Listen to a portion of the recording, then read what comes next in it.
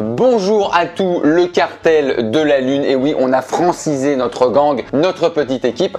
Aujourd'hui, une vidéo qui va s'intéresser à des histoires extraordinaires, des histoires incroyables. Oui, mais un spécial enfant, parce que oui, les enfants font partie de l'humanité. Il faut se le dire, un enfant c'est comme un Jean mais en plus petit. Voilà, c'est un petit Jean. Donc je vais vous conter des histoires réelles. C'est ça qui est fou, c'est qu'elles sont toutes véridiques, qui sont arrivées à des enfants qui ont déjà un début de vie. Ils ont fait plus de choses dans leur vie que nous. Ils ont un vécu, tu ne l'auras pas à 77 ans.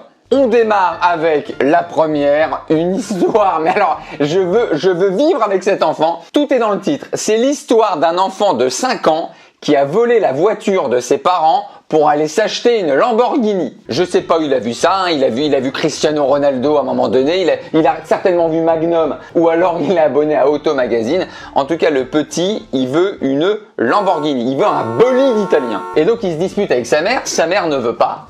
Je ne sais pas pourquoi sa mère lui dit non. Des fois, il y en a, ils sont bornés comme ça. Tu leur demandes une Lambo, ils veulent pas. Et donc le petit, il repère à des milliers de kilomètres de chez lui qu'il y a un vendeur de voitures. Et donc ce qui se passe, c'est qu'un jour, il est gardé par son grand frère.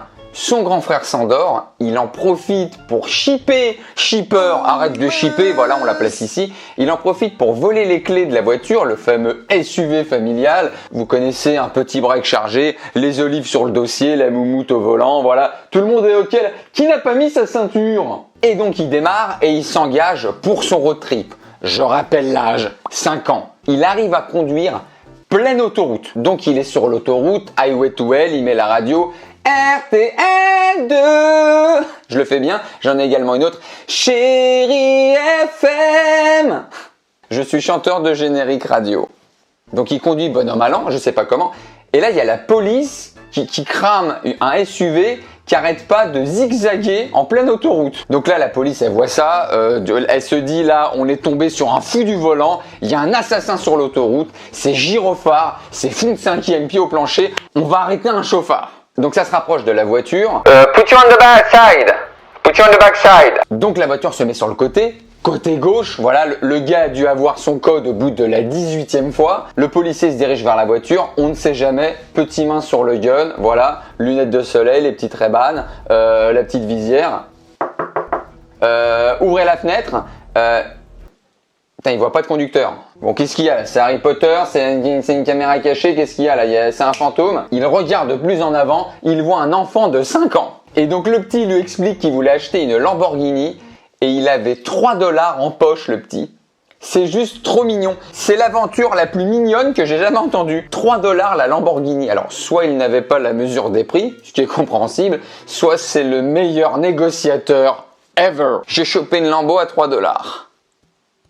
Première histoire de dingue qui aurait pu se terminer très très mal, mais tout s'est bien fini. Le policier a raccompagné le petit chez lui. Deuxième histoire, alors tout aussi folle, mais là un peu plus âgé. C'est un jeune Australien de 12 ans. Alors lui s'est fait un kiff, il n'y a plus de limite. Aujourd'hui on est en 2020, il n'y a plus de limite. Il a pris la carte bleue de sa mère et il s'est acheté tout seul un voyage pour Bali. Il est parti en Indonésie. Seul tout. À un moment donné, là, les week-ends en Ardèche avec papy et mamie, c'est casquette. J'ai touché 3 fois le cul d'une vache, j'étais à la fontaine, c'est bien rigolo. Je regarde papy qui s'enfile des pastis pendant toute la journée. Mamie, elle m'a fait 18 tartes aux pommes. Allez, on évolue là. Donc le gars a pris un billet d'avion. Le billet l'a amené jusqu'en Australie. En Australie, il a parcouru l'Australie d'est en ouest. Il s'est fait son petit kiff. Voilà, je vais aller à Canberra. Voilà, je vais me faire mettre. J'ai 12 ans maintenant, d'accord? Ça va, là, j'ai passé l'âge du kirigouté, là. Il s'agirait de grandir. Donc une fois en Australie, il reprend un avion qui l'amène cette fois-ci à Bali. Programme du séjour, scooter, piscine, bière. Donc une fois qu'il a loué son scooter et qu'il a bu son panaché, il a été repéré par une vidéo à la piscine. Ils ont prévenu sa mère. Sa mère a eu cette phrase. Et là, cette phrase, je pense qu'on va la marquer d'une pierre blanche. Elle dit « Il n'aime pas qu'on lui dise non ». J'ai envie d'aller à Bali? Non. C'est ce qu'on verra, très cher. Par contre, petit bémol, et là je pense qu'il va se prendre une petite discussion. Coût du petit voyage, 5 000 €. J'espère que tu as profité, bonhomme. On enchaîne sur la troisième. Là, je vais vous conter l'histoire d'une hackeuse professionnelle qui a 6 ans. C'est l'histoire de la petite Ashline, donc hackeuse professionnelle de son état, qui a attendu que sa mère s'endorme.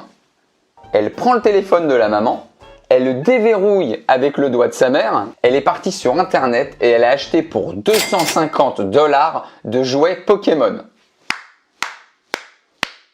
C'est le futur de la CIA, c'est un véritable agent secret. Sa mère s'en est rendu compte, elle voit 250 balles comme ça, qu'est-ce que j'ai fait encore là samedi soir, j'ai dû payer la tournée à tout le monde. Non, oula non, bah non, mais Pokémon, j'ai payé aucune tournée à Tortank là, mais j'ai passé aucune soirée avec un Pikachu. Donc elle va voir sa fille, elle se doute du poteau rose, et sa fille lui dit « Oui, c'est moi maman, j'ai fait du shopping ». Donc bon, hackeuse, mais honnête. Hein. « Oui, tout à fait, j'ai hacké le site de votre gouvernement. Je me suis versé 250 milliards de dollars sur mon compte, tout à fait ». Et donc ça se finit bien pour la petite quand même, parce que la mère a voulu retourner les jouets. Premier réflexe, je vais me faire rembourser mes 250 $, mais elle n'a pu en retourner que 4. Ce qui fait que sur les 13 jouets que s'est acheté Ashline, il y a eu 9 jouets en cadeau gratuit. Voilà, 9 jouets de bénéfice. De là à ce qu'elle ait commandé spécifiquement ceux qu'on ne peut pas rendre, je pense que tout a été bien organisé. Tout s'est déroulé comme sur des roulettes. Moi je dis bravo, la petite c'est elle professeur dans Casa de Papel. La suivante, il s'agit encore de voyage et de road trip, mais là ça prend un level de type intergalactique. On est en Australie et 4 enfants partent faire un road trip en volant une voiture. GTA, je n'ai pas mieux. Donc c'est des jeunes de 10 à 14 ans, on est dans la ville de Rockhampton et ils décident de voler le 4x4 d'un des parents pour aller faire un road trip en Australie. Ils sont pas bêtes et ils sont quand même préparés, ils emportent un peu d'argent liquide et des cannes à pêche. On va se faire de la petite truite saumonée. J'imagine le petit de 10 ans. Hein. Oh là là, je vais partir en mouliné là. Ouais, moi je pars à la mouche. Hein. T'as quoi toi comme hameçon ? Moi j'ai un Octopus 8299. Donc ils sont quand même plutôt honnêtes, c'est qu'ils avaient laissé un mot à leurs parents en leur disant voilà, on a envie de faire un road trip, Bastien il aime bien la pêche, il nous saoule avec ses hameçons parce qu'on a rien à foutre, j'ai amené la guitare, on va se faire un petit feu de camp, on a des bouquins, on a des jeux Pokémon d'une pote qui nous les a emmenés par Chronopost, je t'expliquerai, c'est une folle de l'ordinateur, ne vous inquiétez pas, tout va bien se passer, juste on vous vole la caisse. Donc ils sont repérés une première fois dans une localité qui s'appelle Banana où ils ont volé du carburant. Donc là c'est carrément parti en cavale et ils sont revus la soirée même dans un autre état à plus de 1000 km du point de départ, c'est-à-dire 11 heures de route. L'un des policiers qui les a arrêtés a dit ils se sont obligatoirement relayés au volant. C'est pas possible qu'une seule personne elle ait fait d'une traite comme ça 1000 bornes. Même le petit de 10 ans il était pied au plancher pour faire le tour de l'Australie. Et ils ont été jusqu'au bout parce que les policiers les ont rattrapés. Et au moment de venir voir les policiers, ils ont loqué les portes. Les policiers ont dû forcer les portes. Eux, ils voulaient pas. Hors de question, je vais aller pêcher. J'ai un hameçon Octopus 8299. Je sais pas si vous percutez quand même la beauté de cet hameçon. Et on finit avec la dernière. Vous savez, c'est mon petit truc. Je mets en dernier, toujours la dernière. Voilà, c'est du Verikia. C'est une histoire mignonne, de la mignonneté, de la mignonnerie, de la mignorance. Ça se passe en Allemagne et c'est un enfant qui a appelé la police parce qu'il n'était pas satisfait de ses cadeaux de Noël. Une bouilloire et une encyclopédie sur les chaussures. J'ai commandé, et je le rappelle, j'ai la fiche ici. Un Ironman et une voiture téléguidée. Qu'est-ce que j'en ai à foutre qu'il y ait eu des cordonniers à Paris en 1887 ? Donc lui, premier réflexe, il prend le téléphone, il compose le numéro d'urgence de la police et il explique. Voilà. Alors la police, ouais, j'ai l'impression qu'on est en train de me prendre pour un con.